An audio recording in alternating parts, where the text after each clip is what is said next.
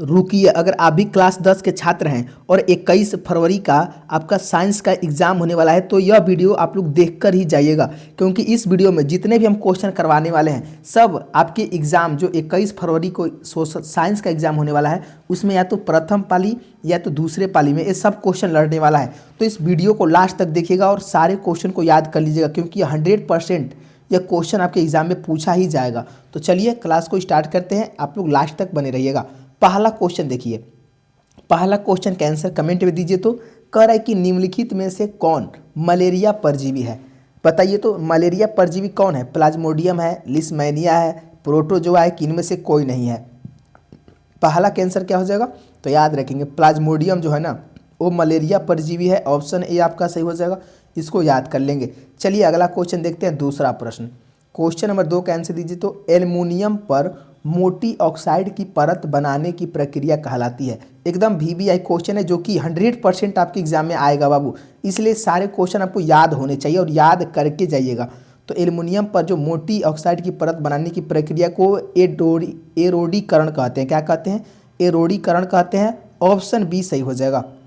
चलिए तीसरा प्रश्न कर रहा है कि सामान्य नेत्र की दूरबिंदु, सामान्य नेत्र की दूरबिंदु कितना होता है? अनंत होता है। कितना होता है? अनंत होता है, ऑप्शन डी से हो जाएगा। और आप लोग बाबू वीडियो को लाइक कर लेंगे, अभी तक आप लोग लाइक नहीं किए हैं। और एक बात ध्यान रखेंगे, चैनल को भी सब्सक्राइब कर लेंगे, ताकि जो अगला क्वेश्चन लाने वाले हैं जो कि इंपॉर्टेंट सब्जेक्टिव क्वेश्चन है वो आपको मिल सके।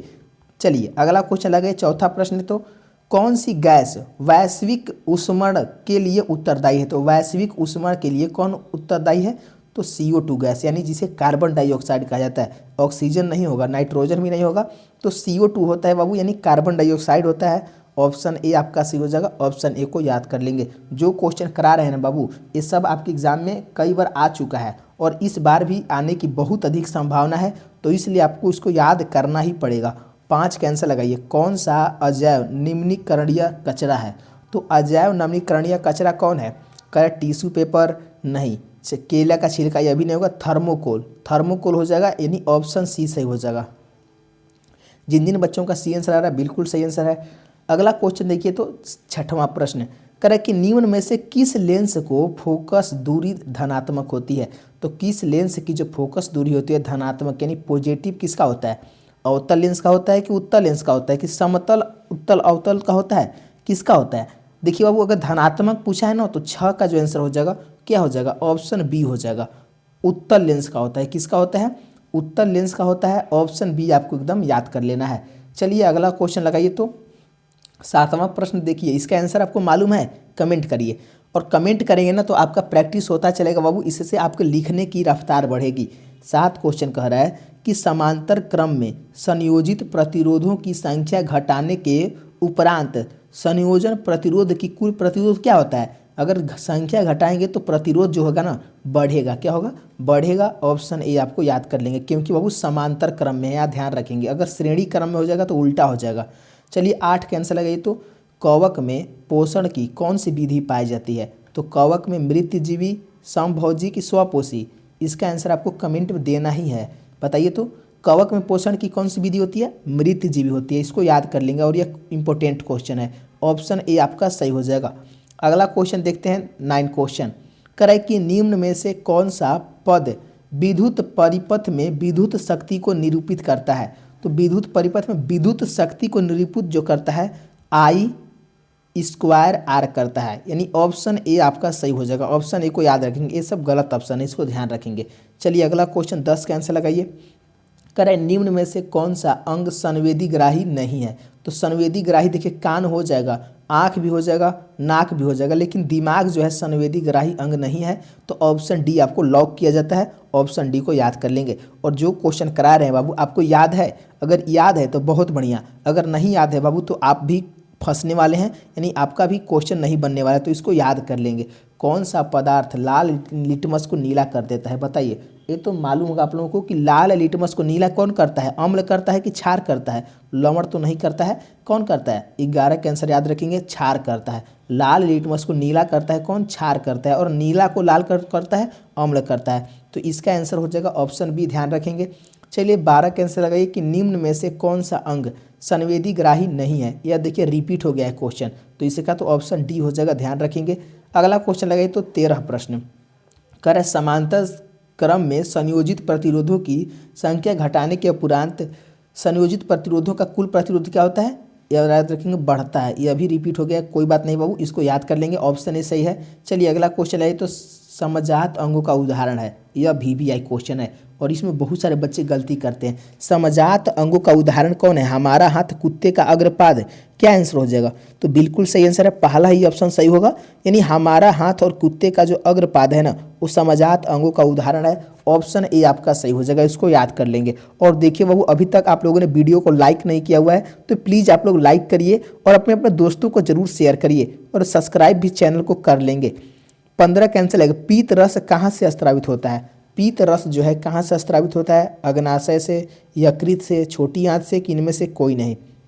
15 कैंसिल लगाइए, याद रखेंगे यकृत से, यानी ऑप्शन बी आपका सही हो जाएगा, ऑप्शन बी को याद कर लेंगे।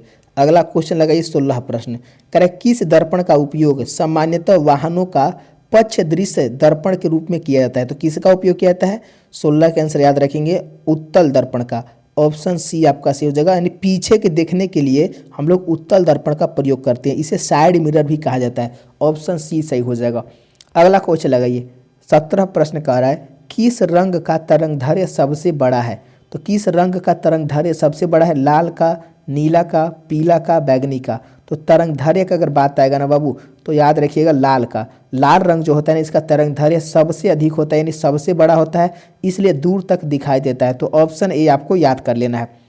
18 क्वेश्चन का है समजात अंगों का उदाहरण है, हमारा हाथ और कुत्ते का अग्रपाद हो जाएगा, ऑप्शन ए सही हो जाएगा। चलिए अगला क्वेश्चन लगाइए 19 क्वेश्चन कि निम्न में से उत्तम ऊर्जा स्रोत कौन सा है, उत्तम ऊर्जा में कौन आता है, कोयला आएगा, लकड़ी आएगा, पेट्रोलियम की बायोगैस, याद रखें उत्तम ऊर्जा का जो स्रोत हो जाएगा ना वो बायोगैस हो जाएगा, क्या हो जाएगा, बायोमास हो जाएगा, यानी ऑप्शन डी से हो जाएगा, ऑप्शन डी को याद कर लेंगे।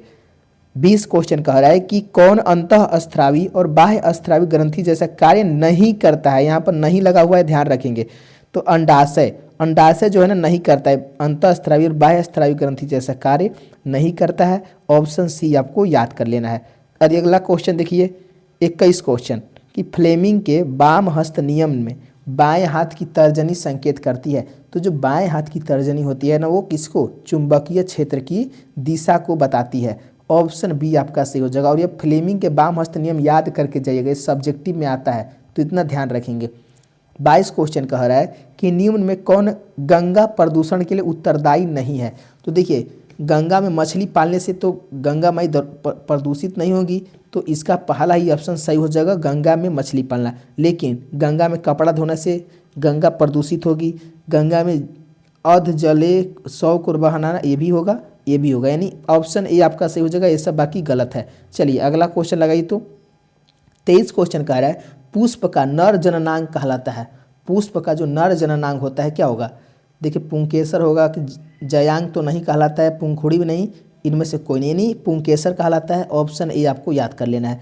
अगला क्वेश्चन लगाइए तो 24 क्वेश्चन कर रहा है कि किस लेंस का उपयोग करके दीर्घ दृष्टि दोष को संशोधित किया जा सकता है, यानी दूर दृष्टि दोष चाहे दीर्घ दृष्टि दोष को कैसे हम लोग खत्म कर सकते हैं, निवारण कर सकते हैं, तो उत्तल लेंस लगाकर, ऑप्शन बी आपका याद कर लेना है, ऑप्शन बी सही हो जाएगा।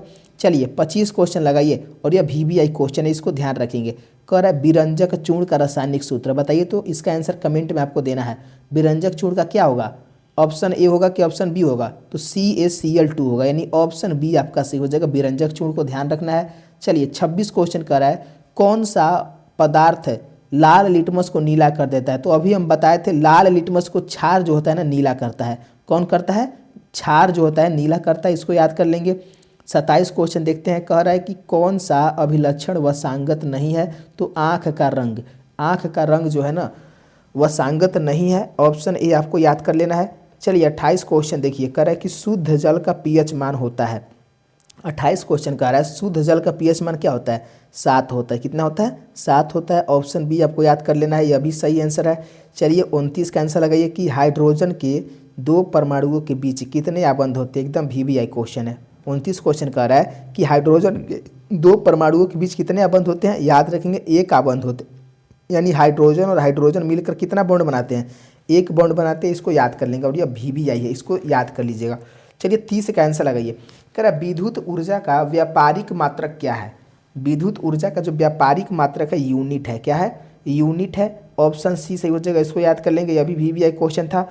देखिए 30 क्वेश्चन कराए हैं। 30 क्वेश्चन में साइंस में आप लोग कितना सही किए हैं कमेंट करें तो।